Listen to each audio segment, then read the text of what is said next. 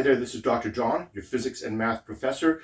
Today we're going to be starting a section on pulleys. I'm going to walk you through a number of different pulleys. Hopefully after doing these examples, you'll be much more comfortable with working on pulleys yourself. I have this drawn over here. We have two different masses. We've been given the masses in the pink and the blue.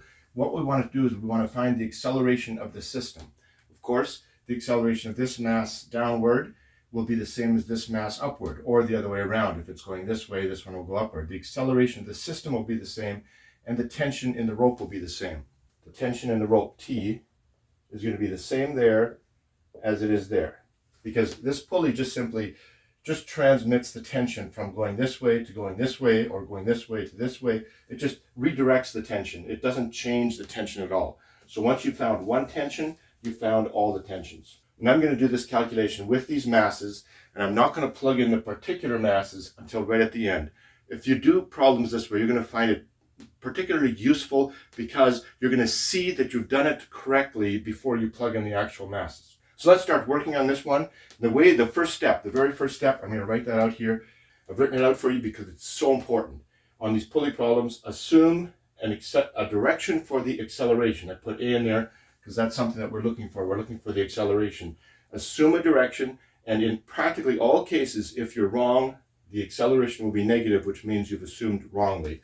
So in a problem like this, let's say you assume the acceleration is this way. Let's say it's going that way, which means this thing is accelerating in that direction, this thing is accelerating in that direction. If you do the whole calculation, you find A is equal to -3, then it's accelerating in the other direction. And then you have to correct that and then just do a couple of quick checks. But in most problems that you're going to be given, you're going to be able to look at that and say, I know what direction it's going to be accelerating. For example, take a look at this one here. This mass number 1 is 6 kilograms, mass number 2 is 4 kilograms. So you know it's going to be accelerating down this way, in this direction. Acceleration is going to be that way, which means here I've assumed this incorrectly. I'm going to assume this in the other direction. It's not much of an assumption, you actually know. So the acceleration is going to be going in that direction, which means this one's going to be going downward, accelerating downward. This one's going to be accelerating upward. Then what you do, the second step, is that you take each of the masses, isolate them, figure out all the forces on them, and create an equation with that mass. I'm going to write that out here as well. There it is. You isolate each mass individually and figure out what forces there are. Knowing what direction the accelerating is, you can then create an equation with that. We're going to do that with each of these ones here. I'm going to make an individual box around each of them so that you can see them more clearly. So take a look at this one here. I'm going to create a pink box around this one like this, an isolation box. And we're going to redraw this pink one over here a little bit bigger. So here's the mass, M1, and here's the tension. Now we want to look at, here's the rope, the cable. Now we want to look at all the different forces acting on M1. I'm going to redraw this isolation box here too. So what I did here is I just blew up this one here, and now I'm going to isolate this and try to figure out all the forces acting on that. Let me use a different color to do that. So if you take a look at this one here, you try to figure out what forces are acting on that one. Well, for one, it's M1G. Don't forget to label the mass for the gravity. M1G acting downward. It's tension acting upward. Those are the only two forces acting upon that. And what do we know about the mass times the acceleration? We know from Newton's law that the force equals the mass times the acceleration, which means the net force, the total force, the sum of all forces, the unbalanced force, that's what this F stands for, is equal to the mass, and the acceleration of that mass. So what's the unbalanced forces in this case? Well, let's do this in the correct way. We know it's accelerating downward. So let's start off with the bigger one. So it's going to be M1G, that's the downward force, minus the tension. Those are the two forces. This one's going to be bigger. That's going to be equal to M1 acceleration. The mass times acceleration, right here, of this object is going to be equal to the net forces. The net forces we know is bigger downward, so we start with that one, M1G, subtract the tension, and here we have our first equation. I'm going to take this first equation, I'm going to write this down over here, I'm going to erase some of this, And then I'm going to write this down over here, and then we'll work on our second equation. All right, I've taken this first equation, I've rewritten it here. I'm going to call this equation number 1. I just put m1 acceleration first, and then m1g minus t, just so I have a nicer format for that. Now I'm going to work on the second one. I'm going to redraw m2 here. I'm going to redraw an isolation box for m2 in blue so that it stands out for you, and find a second equation. Give me a second as I erase this and redraw m2 box. All right, here we have m2. I've just redrawn this. I should draw this little isolation box around m2 so that you can see it here as well. There we go. I've redrawn an isolation box around m2. That's what we have here. Let's look at all the different forces acting on m2 as well. First of all, we have the tension going upward. That's easy. That's the tension. And then obviously we have m2g going downward. Those are all the forces. Now let's look at the acceleration that m2 might experience here. I'm going to have to get way down here so I can draw this. Here's m2 acceleration. So from up here, the force, all the net forces, the unbalanced forces acting on m2 will cause the acceleration of m2. So here we have the mass, m2 times acceleration is equal to all the forces.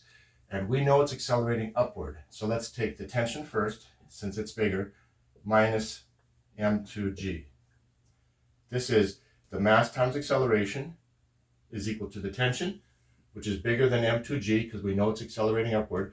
This is what assuming a direction for the acceleration allows you to do. So this is a second equation. I'm going to write this one right here. Here's equation number 2, g. Now we have 2 equations and 2 unknowns. The first unknown is a. We have a in both of these equations. The second unknown is t. We don't know what t is either. Those are the 2 things that we want to find. Whenever we have 2 equations and 2 unknowns, we can solve the problem. Well, in most cases, we can solve the problem. In the cases that you'll be able to solve the problems. What we usually do, we use 1 to eliminate the t or the a from 1 to eliminate the t from or the a from the other one, and then we have an equation with just 1 unknown. Give me a second to erase what I have here on the right side, and we're going to solve these 2 equations right over here.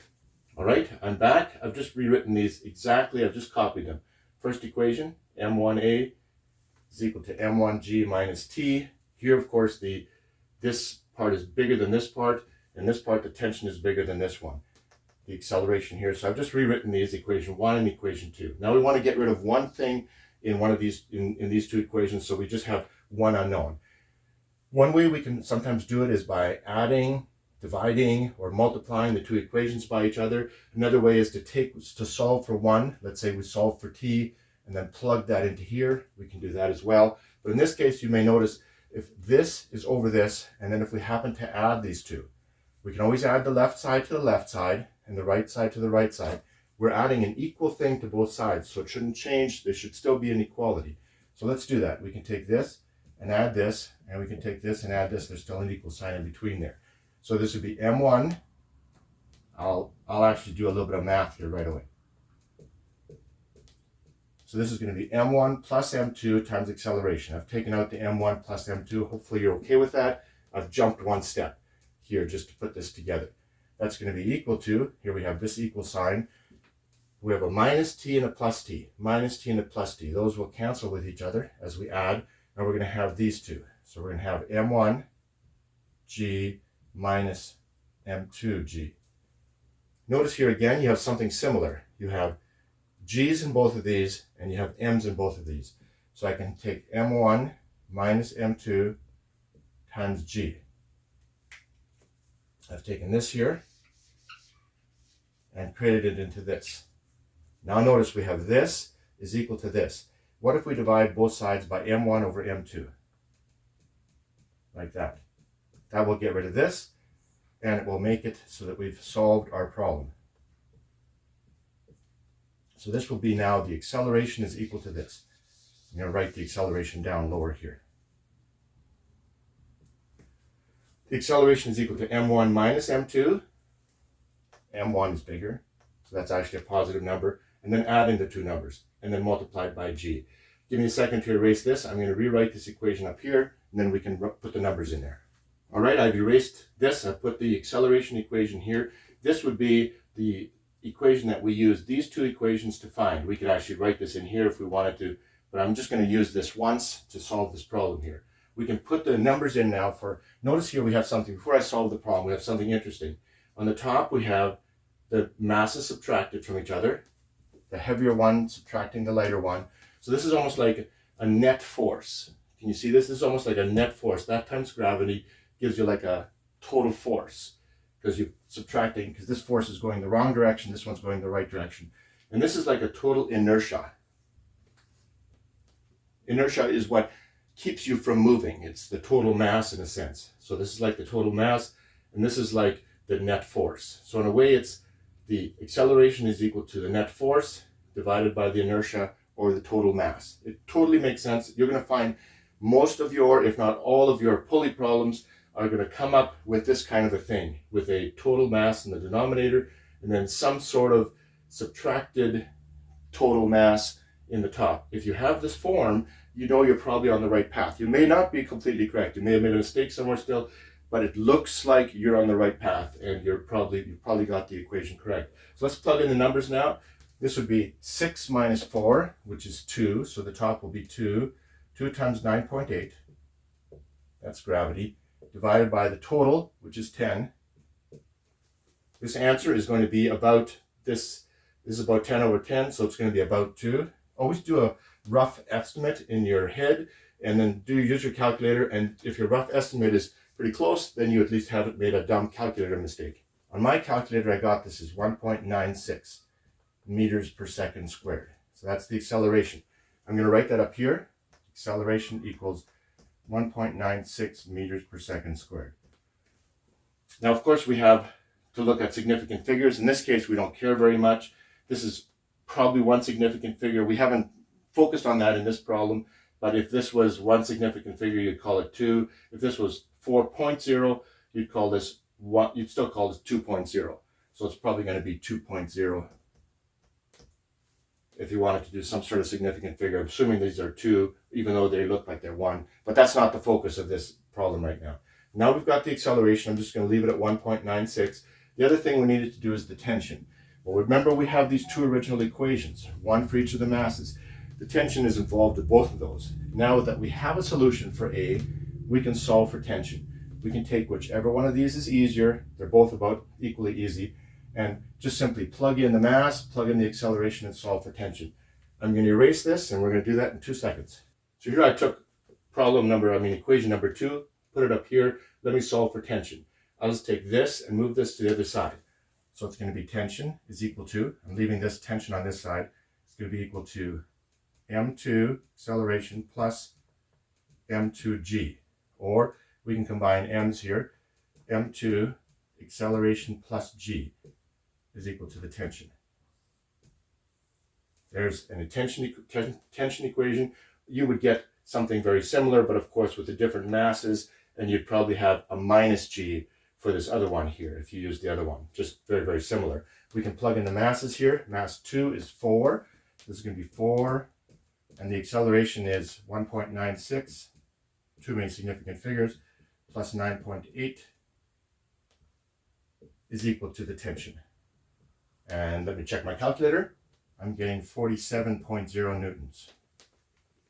So this would be the tension is 47 newtons. I've spent this time, I've gone a little bit slowly over this very simple problem, because if you can use the same method on the more complex problems, it's going to really, really help you to simplify the problem and make it less mystical and much easier to do. So if this one helps, like and subscribe this video, and go on and check out the other videos so that you'll have a pretty good sense of how to do this. Of course, you'll want to go back to the beginning of the video, look at the problem, freeze it, and then see if you can solve it yourself as well. And I hope this helps. I will see you later. Bye-bye.